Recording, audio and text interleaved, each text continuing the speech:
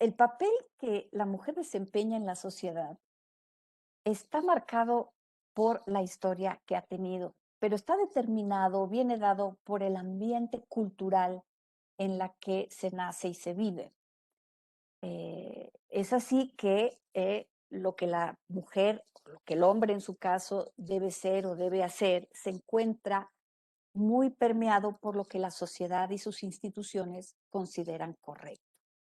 Es por eso que una mujer nacida en México puede tener estándares distintos a una mujer nacida en un país musulmán o en Europa o en África o en otros lugares, porque mucho de su rol depende de la sociedad que la lleva. Entonces, ¿qué es lo que vamos a hacer hoy? Hoy queremos dar una mirada a la historia pasada de la mujer en el mundo laboral, un poco ver cómo estamos hoy y una reflexión sobre el futuro. Eso es lo que queremos ver el día de hoy. Y empecemos con la prehistoria. En las primeras sociedades que sustentaban su vida cultural y económica, en la caza y en la recolección, las mujeres eran las encargadas de recolectar, mientras que los hombres eran los encargados de traer el alimento. Esto hizo que las actividades de cada quien estuvieran relacionadas directamente con la fuerza. Entonces, los que tenían la fuerza eran los que iban a cazar, que eran los hombres, y empezaron a haber diferencias entre los géneros. Ahora, hoy en día, ha habido estudios y arqueólogos y gente que ha estudiado un poco la vida en esa época.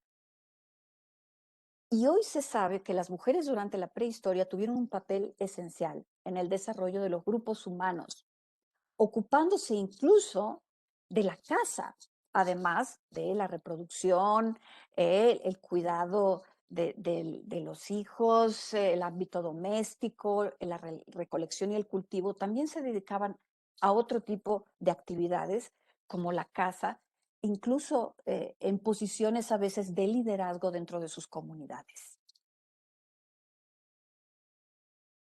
¿Qué pasa en la Edad Media?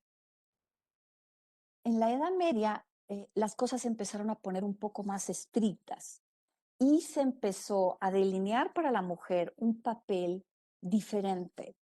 El mundo se consolidó como un todo en el que los hombres eran el centro, los únicos que tenían la posibilidad de conocer y entender la verdad revelada por Dios. De esta forma, el conocimiento se centralizó en los religiosos y algunos laicos que tenían el privilegio de estar ahí, y los hombres eran los que tenían el acceso al conocimiento y a la educación. Entonces, a raíz de eso, la mujer se empezó a ser relegada a roles de esposa y madre. Em, Históricamente, la mujer debía cumplir con su papel de madre y esposa, y eso también fue con apoyo de la iglesia. Realmente en esta época las mujeres que trabajaban eran las de estratos bajos que salían a trabajar a casas y a labores domésticas en otros lugares.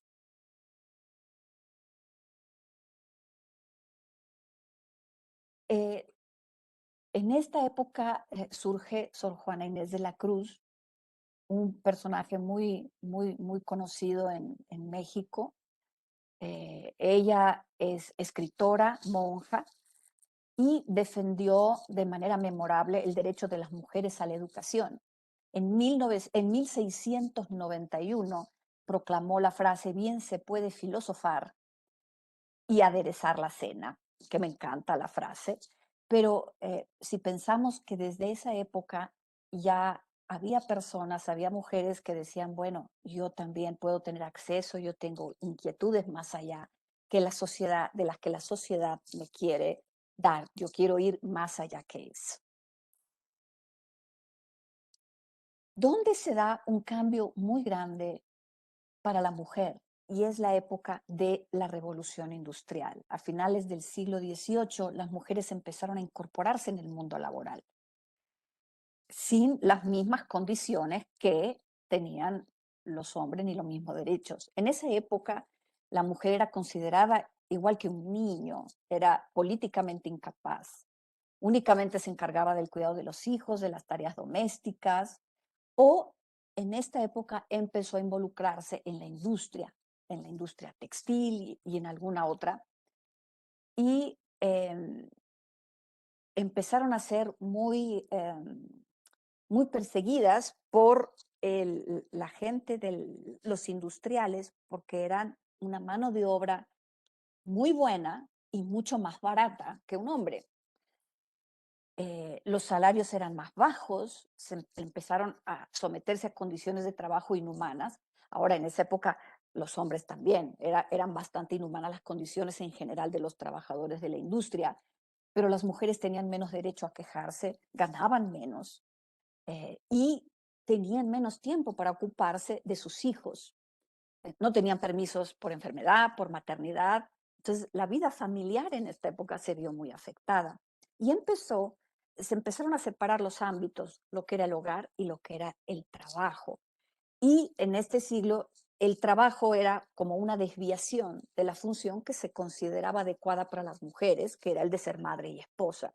Y normalmente las mujeres abandonaban los trabajos cuando contraían matrimonio o al nacer sus hijos. Pero aquí marcó el inicio realmente de las mujeres en los empleos. ¿Qué estaba pasando en esa época? Aquí hay unas fechas relevantes. En 1893, después de una enorme campaña, Kate Shepherd era la líder sufragista más célebre de Nueva Zelanda y todas sus compañeras presentaron una petición descabellada al Parlamento donde se exigía el sufragio para las mujeres. Y finalmente, en 1893, se aprobó y Nueva Zelanda fue el primer país con gobierno autónomo en conceder a la mujer el derecho al voto. Y fue muy importante porque empezó ahí todo un movimiento a nivel mundial. En 1903 y 1911, Marie Curie ganó un premio Nobel de Física primero y el de Química después. Fue la primera mujer en ganar un premio Nobel y fue una historia realmente fascinante. El primer premio Nobel lo ganó junto con su marido, Pierre, y con otro científico que era compañero de ellos. Y en un principio, la gente que asigna los premios no se lo querían dar a ella, sino nada más a su marido y al otro científico. A ella no la querían incluir en el premio. Y cuando su marido se enteró, dijo que de ninguna manera, que si no la incluían a ella, él de ninguna manera no tenía ningún interés en participar en los premios, así que la incluyeron. Y en 1911 ya había fallecido su marido, ella sola ganó el premio Nobel. En 1917 fue otro momento también icónico porque fue elegida en Montana la primera congresista de los Estados Unidos, Janet Rankin. Ella era una republicana, trabajadora social, activista, pacifista, y fue la única persona de entre 50 legisladores del Parlamento en votar en contra de la Segunda Guerra Mundial. Ella dijo, quiero estar al lado de mi país, pero no puedo votar a favor de la guerra, mi voto es no. Y en 1918, Inglaterra aprobó una ley que le otorgaba el voto a las mujeres y en 1920 fue en Estados Unidos. O sea, realmente llevamos 100 años de que a la mujer se le permite votar. ¿Qué pasa después?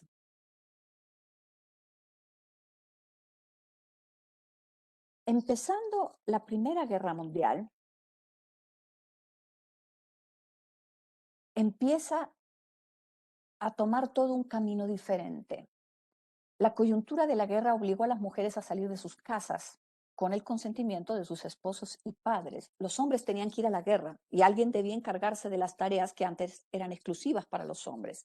Y esto se acentuó en 1942 con la llegada de la Segunda Guerra Mundial. Y entonces empezaron a trabajar en fábricas, empezaron a trabajar en todos los trabajos que antes hacían los hombres. Y obviamente, en paralelo, se empezó a gestar un movimiento que tenía como objetivo la igualdad entre hombres y mujeres. Y este afiche que está allí, fue un famosísimo cartel de We Can Do It, Nosotras Podemos. Fue creado en Estados Unidos durante la Segunda Guerra Mundial para levantar el ánimo a la población. Las mujeres jugaron un papel fundamental para mantener el país en marcha y consiguieron de esta manera que la economía no se derrumbara. Y este cartel en la década de los 80 se convirtió en un símbolo del movimiento feminista. Es muy famoso ese cartel. Y aquí entonces empezó un cambio de pasar a las mujeres al trabajo que luego, cuando acabó la guerra, de ninguna manera se podía retroceder. Ya habían entrado de lleno las mujeres al trabajo. ¿Qué pasó después? En los años 50 y 60, ahora sí, empezaron las mujeres a incorporarse a la esfera laboral como secretarias, profesoras, telefonistas, modistas.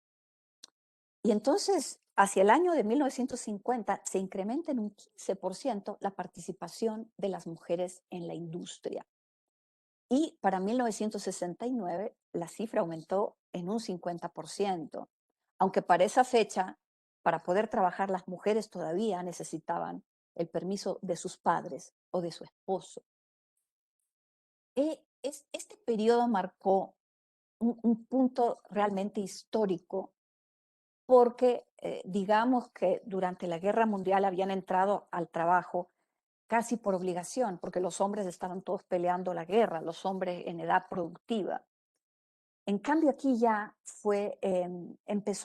empezaron a entrar a la industria privada, empezaron a cada vez a ocupar más posiciones y aunque no tenían cargos demasiado altos, finalmente sí empezó a ampliarse mucho la cantidad de mujeres en los trabajos. Ahora, las oficinas, sin embargo, eran a menudo ambientes muy hostiles para las mujeres, debido a las estrictas normas de género y las prácticas generalizadas de discriminación y acoso.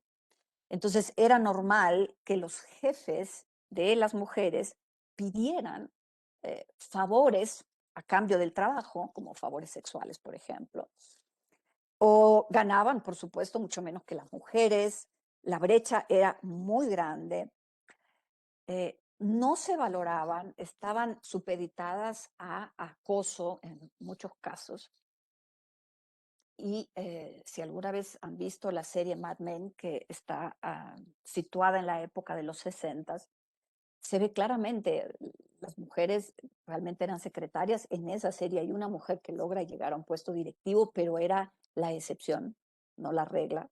Y ella, al inicio, ella empezó como secretaria, fue sujeta de comentarios que hoy en día serían inconcebibles. De hecho, a mí me gusta mucho decir siempre que uno no puede voltear a ver la historia y no puede juzgar los eventos del pasado con ojos de hoy, porque hoy en día esos comportamientos a uno le parecen espantosos, pero en esa época era lo normal, era lo que, entonces esos hombres que hacían eso no eran unos seres humanos horribles, para ellos era normal. Entonces hay una escena en que esta muchacha, secretaria, llega a trabajar, se sube al elevador y había 3 ejecutivos de la empresa en el elevador y empiezan a decirle que tenía unas piernas muy lindas, que debería usar faldas cortas todo el tiempo. Y ella se sintió muy incómoda, pero era lo normal, ¿no? Entonces, ese tipo de cosas eran las que pasaban en esta empresa, pero ya se empezaba a abrir el mundo y la sociedad a que las mujeres trabajaban. Por supuesto que en cuanto se casaban o tenían un hijo, normalmente dejaban los trabajos porque no había esas facilidades. Aquí traté de poner algunas, pero realmente son tantas que no caben todas, pero quise poner algunos ejemplos de algunas mujeres sobresalientes que hicieron cosas muy adelantadas para su tiempo. Valentina Tereshkova es la primera mujer que viajó al espacio exterior. Eso fue el año 1963. Ella es rusa, en una nave rusa, dio 48 vueltas alrededor de la Tierra durante 3 días.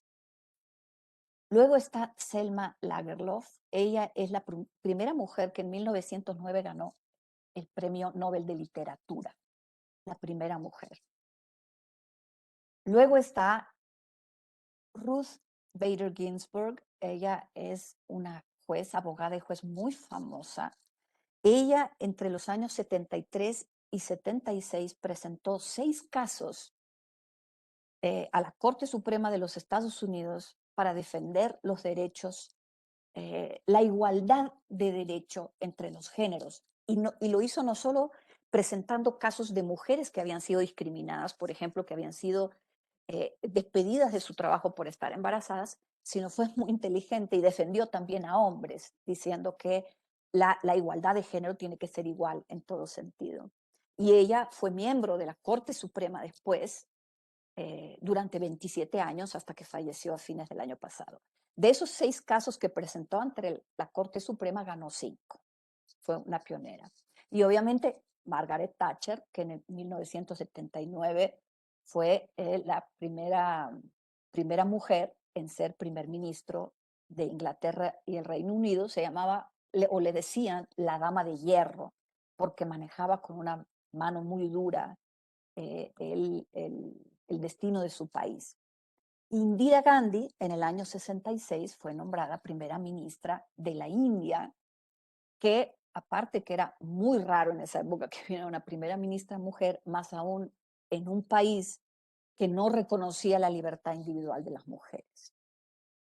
Incluso llegó a dar en la cárcel. Entonces, estos son solo algunos ejemplos de mujeres que hicieron cosas que en su momento fueron, eh, digamos, muy, en algunos casos escandalosas, diferentes, raras.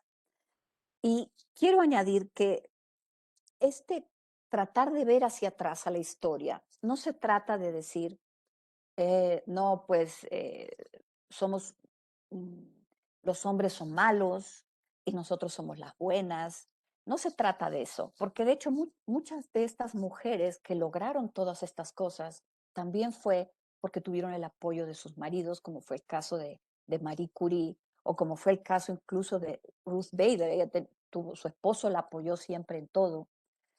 Entonces, mucho fue con apoyo de los hombres que las rodeaban y que sí tenían esos accesos y esa libertad, que las apoyaron para poder lograr las cosas. Entonces, siempre en todas las épocas hay personas que sobresalen y hay mujeres que sobresalen y hombres que de alguna manera las han apoyado para poder llegar allí. ¿Qué pasa hoy? Estos son solo algunos datos que las Naciones Unidas han sacado.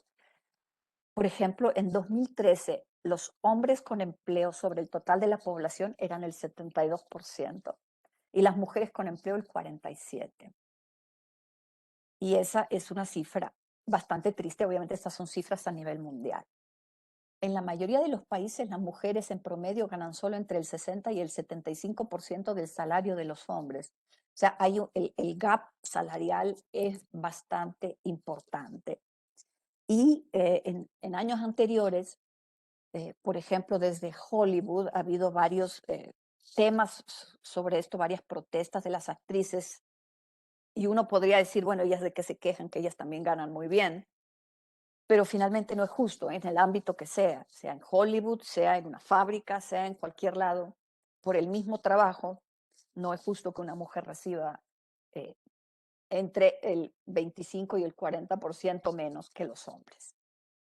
Y lo que dicen las Naciones Unidas es que hay una responsabilidad desproporcionada con respecto al trabajo no remunerado de cuidados que las mujeres prestan a otras personas. Entonces, por ejemplo, en las labores domésticas, las mujeres dedican entre 1 y 3 horas más. Y en la prestación de cuidados de hijos, padres, personas enfermas, las mujeres dedican entre 2 y 10 veces más que los hombres. Y eso les da una enorme desventaja al momento de tratar de acceder a un trabajo.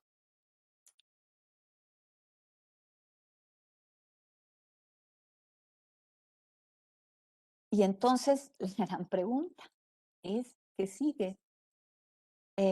Muchas mujeres hablan del famoso glass ceiling o el techo de cristal, donde se explica la situación de desigualdad de las mujeres en diferentes ámbitos. Eh, digamos que se utiliza esta expresión porque son barreras invisibles que aparentemente no existe o que nadie quiere admitir, pero que acaban no permitiendo a las mujeres subir más allá de cierto escalón. Y la situación de desigualdad empeora en países con menos recursos o más pobres, donde las mujeres tienen menos acceso a la educación. Para darles algunos ejemplos, en todo el mundo hay solo 63 países que ofrecen una baja de maternidad de 14 semanas recomendada por la OIT, la Organización Mundial del Trabajo. Y menos de una tercera parte de las mujeres trabajadoras tienen derecho a pedir la baja. Pero las cosas están cambiando y cada vez hay leyes que protegen más a las mujeres, a pesar de que todavía hay desigualdad, hay sueldos menores, las cosas están cambiando poco a poco a través de leyes y regulaciones. Por ejemplo, en Islandia, que es el país con menor desigualdad de género, acaba de aprobar una ley de equidad salarial. Las empresas están obligadas a pagar el mismo sueldo a hombres y mujeres por el mismo puesto. Y si incumplen esta ley, las empresas deberán pagar una multa de hasta 400 euros al día. Suecia es otro país referente a la igualdad de género. El 46% de sus representantes parlamentarios son mujeres. El líder de su iglesia es una mujer. Y el permiso de maternidad se puede alargar hasta 480 días, que los padres y las madres se pueden repartir como quieran. Y como último ejemplo, que me encanta, la primera ministra de Nueva Zelanda, que se llama Jacinda Ardern, ha anunciado hace poco que está embarazada y estará 6 semanas de baja. Ella dice, yo voy a dar a luz y voy a estar de baja 6 semanas. Y es un ejemplo para demostrar que las mujeres no deben renunciar a su carrera si quieren ser madres. Es un paso más allá hacia la igualdad.